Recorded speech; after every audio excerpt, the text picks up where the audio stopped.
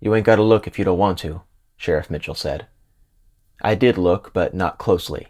I looked at everything as one might look at simple shapes drawn on a schoolroom chalkboard. There's the house with the front door open wide.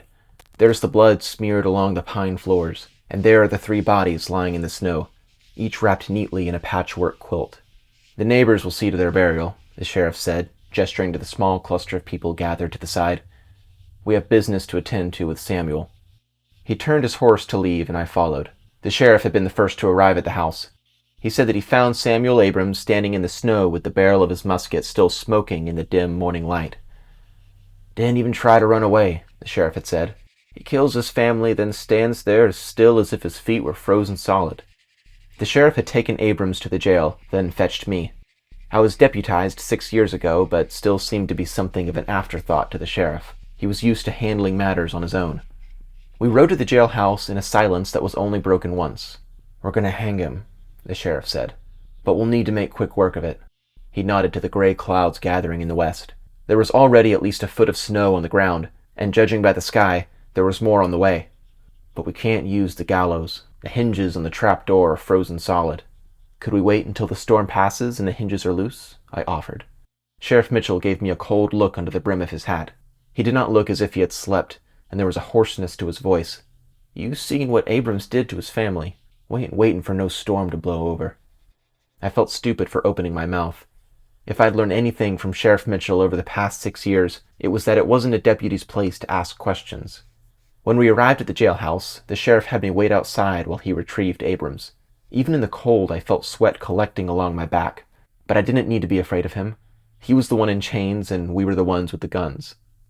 Abrams had only been out of jail for a week. He'd spent the last 5 years behind bars for driving a stagecoach into the river, killing the 2 passengers on board. The passengers had been his wife's mother and father. They'd arrived at the station a few miles outside of town, and Abrams had picked them up in the coach. Halfway home, he veered the coach off the side of a bridge. He had been stone drunk when he'd picked them up, and he was still stone drunk by the time the sheriff hauled him out of the river and took him to jail. "They couldn't swim a lick," he'd screamed in laughter that first night behind bars. "Not a lick. But I could. Even drunk as a sailor I could."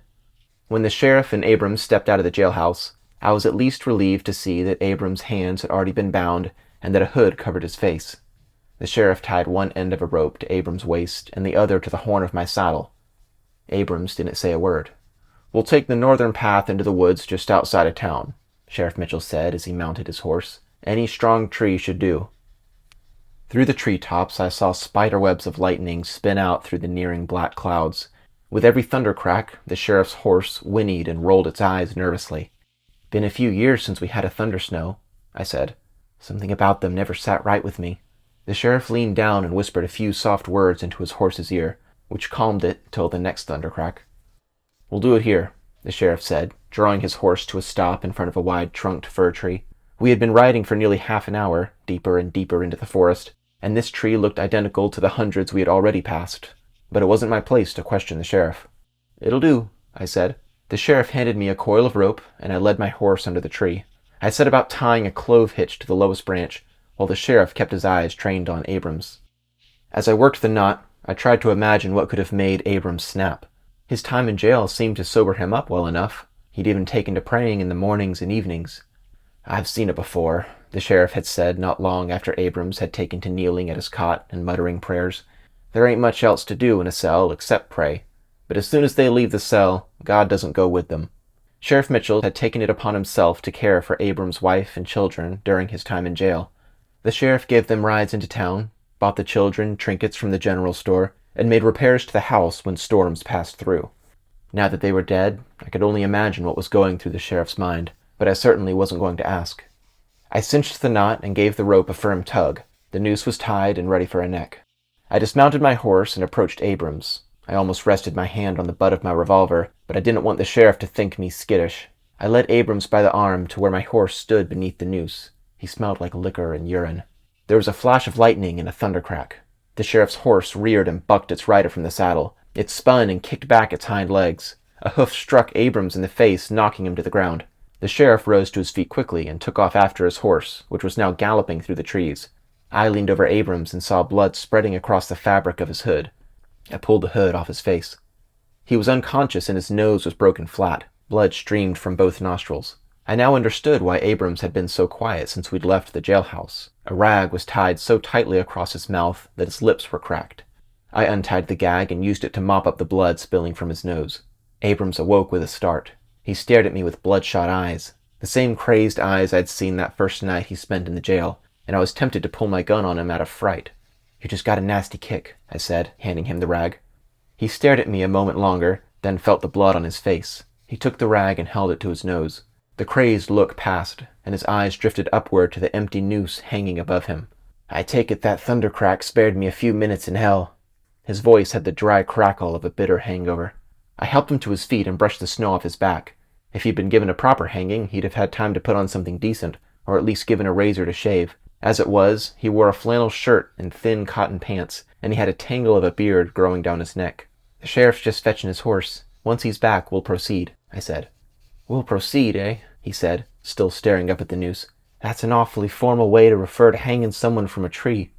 I could still hear the sheriff's shouts and the whinnies of his horse, but they were growing more distant. It didn't feel right being left here alone with Abrams. "You ever hung a man before?" Abrams asked. His eyes were back on me, and the sweat on my back returned. I took a cigarette out of my front pocket and tried to light it with a match, but the wind put it out. I tried to light another, but my hands were too shaky to bring it to my lips. "Yeah, I've hung a few men in my time," I said, stuffing the cigarette back into my pocket. "It's easier to lie when you're smoking, ain't it?" he said. "Just shut up until the sheriff's back." I was beginning to understand why he'd been gagged. "Sheriff never did say what I was being hanged for," Abrams said. "Last time I got drunk, I killed a few people." I saw blood pooling at the base of his nostrils. I reached down and grabbed a handful of snow, packed it tight, and handed it to him. "Hold this to your nose," I said. "What happened last night?" he asked. Nothing in his face told me he was asking in jest. I tried to imagine being so drunk as to murder one's family in the night, then forget it by morning. "You shot your wife and 2 kids, I said quickly. I didn't like the way the words felt in my mouth. He looked at me, expressionless, then down at the snow. I don't know how long we stood there in silence, the blisteringly cold wind passing through us, tossing the noose back and forth like a pendulum over our heads. I needed the sheriff back as soon as possible. It wasn't my job to offer consolations or priestly pardons. "They forgave me," Abrams said, his voice barely audible in the wind. "What?" I asked. "My wife and little ones, they forgave me for what I did in the stagecoach." Abrams sat down against the hanging tree and stared at nothing in particular. "The day I got released from jail, I walked about 2 miles outside of town. Had no mind to face my family after what I'd done. It took all the courage I had to turn around and knock on the door of my own house." "Why didn't you leave?" I asked. "I don't know," he said.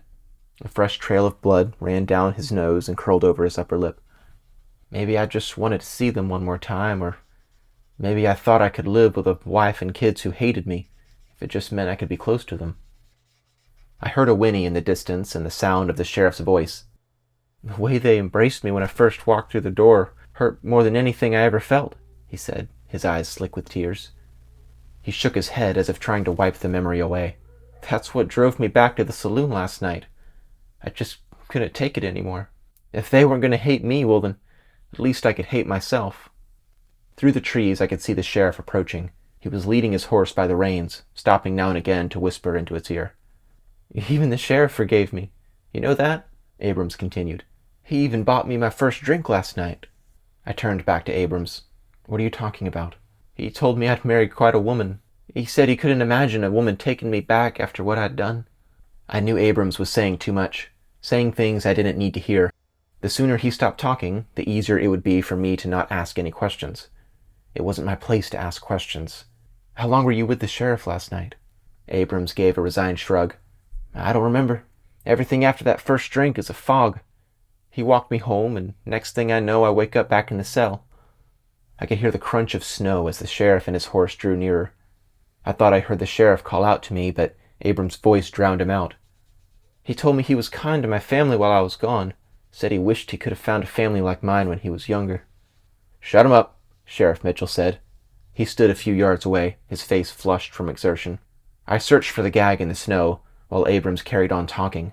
He seemed to talk to no one in particular, as if content to hear his voice in the open air. "He bought me another drink, then another. I kicked and dug through the snow, trying to unearth the gag to no avail. Why did he keep talking? Why couldn't he just shut up? I should have just left town, he said. I should have just left. I said shut him up, the sheriff repeated. I turned and punched Abrams in the jaw. There was a crack in my wrist, and hot pain shot up to my elbow. Abrams fell to the side, and I buried my hand in the snow to numb the pain. The cold felt even worse. The sheriff walked over to Abrams, yanked him up by the hair, and pulled the hood back over his face. He led Abrams to my horse and helped him up into the saddle. Abrams reached up and laid the noose around his own neck. I would ask if you had any last words, the sheriff said, but it sounds like you've said plenty. I thought I heard Abrams murmur something through the hood, but a thundercrack drowned him out. The sheriff pulled a worn pocket Bible from his jacket and started flipping through the thin pages. He cleared his throat, but before he could read a word, Abrams gave the horse a kick with his heel, and it lurched out from beneath him. The rope went taut. Abrams kicked and choked and lolled back and forth for nearly 2 minutes before going limp. We watched his body gently turn in the wind, as if we were waiting for him to jolt back to life. I'll send you back to bury him after the storm passes, the sheriff said, stuffing his Bible back into his jacket. I stood beside my horse and stroked its mane. I didn't feel like talking or listening or doing anything at all. My hand felt numb from the cold, and the rest of me was following suit. The sheriff mounted his horse and rode up beside me. I don't know what Abrams told you, he said with a voice a father might use with a scared child, but I'd be happy to clear things up for you on the ride back. He patted his pockets, then looked down at me. Say, you got a smoke on you?